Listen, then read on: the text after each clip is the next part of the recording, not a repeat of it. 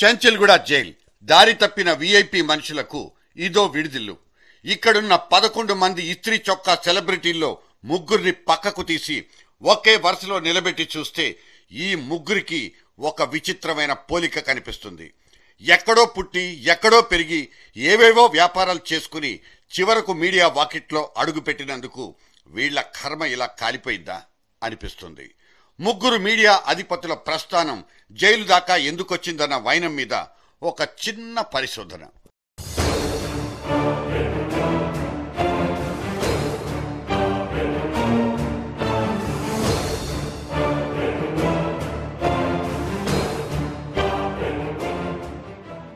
YS Jaganmohan Reddy Sakshi paper and టీవీలకు వ్యవస్థాపక అధ్యక్షుడు.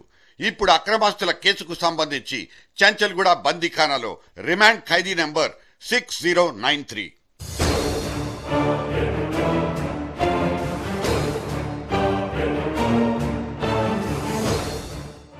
Nimmagadda Prasad Maa TV media group లో బిగ్గర్ స్టేక్ హోల్డర్.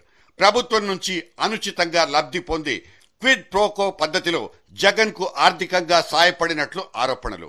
ఇవాళ కేర్ ఆఫ్ చెంచల్గూడ జైల్.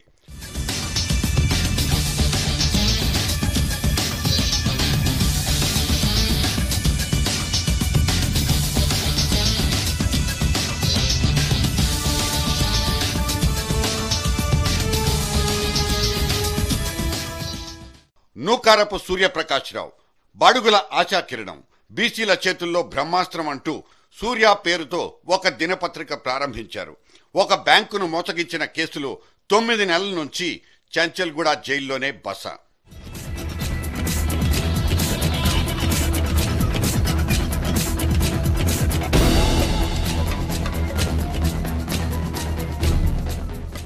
ఈ ముగ్గురు ఖైదీలతో భావసారూప్యం ఉన్న ఇంకో వీఐపీ గాలి జనార్దన్ రెడ్డి కూడా మొన్నటి దాకా ఈ జైల్లోనే ఉండేవారు. ట్రాన్స్ఫర్ వచ్చి బళ్ళారి జైలుకు ప్రమోట్ అయిపోయారు. ఈయన పేరు మీద కూడా కన్నడంలో ఒక టీవీ ఛానల్ నడుస్తోంది. ఒకానొక సందర్భంలో తెలుగు మీడియాలోకి సైతం జొరబడాలని గాలిగారు ప్రయత్నించినట్లు గుర్తు. ఇప్పుడు 10x12 సైజున్న అగ్గిపేట లాంటి జైలు గదిలో రోజులు గడిపేస్తున్న మీడియా బ్యారన్లు అలియాస్ అపర కుబేర్లంతా ఏదో ఒక రాజకీయ పార్టీతో ప్రత్యక్షంగా సంబంధాలున్న వాళ్లే.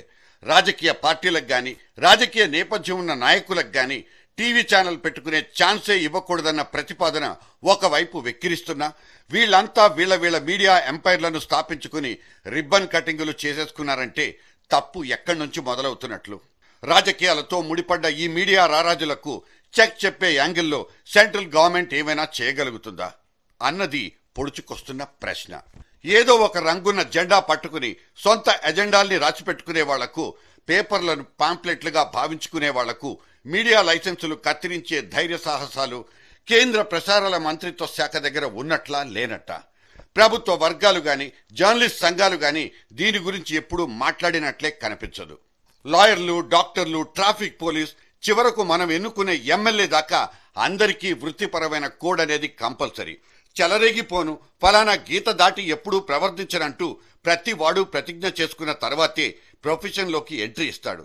జర్నలిస్ట్ అనేవాడికి ఒక ప్రమాణ పత్రం అనేదే లేదు. విధి నిర్వహణకు సంబంధించిన నైతిక నియమావళి ఉన్నా అది పుస్తకాలు దాటి మాత్రం బయటికి రాదు. ఇది మమ్మల్ని మేం కించపరుచుకున్నట్లే అయినా వర్తమాన జర్నలిజాన్ని ఇంతకంటే ఉన్నతంగా ఊహించుకోలేని దుస్థితి.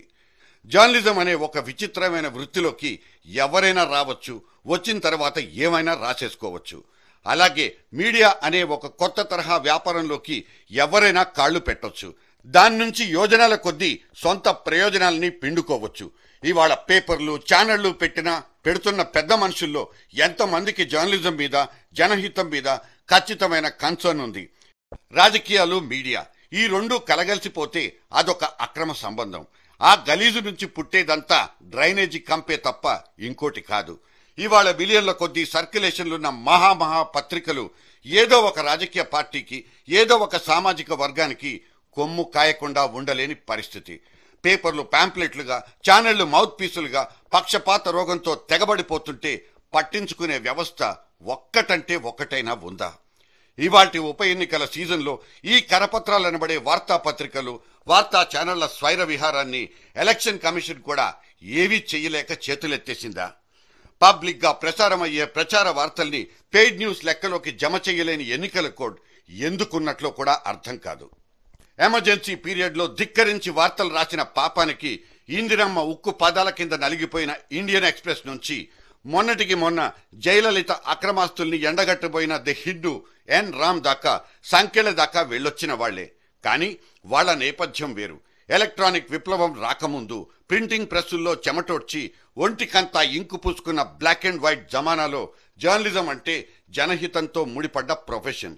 కానీ ఇప్పుడు కొన్ని సంఘ వ్యతిరేక శక్తుల చేతుల్లో చిక్కుకుపోయిన ఫక్తు వ్యాపారం. దాని ఫలితమే ఈ జైళ్లు, బెయిళ్లు.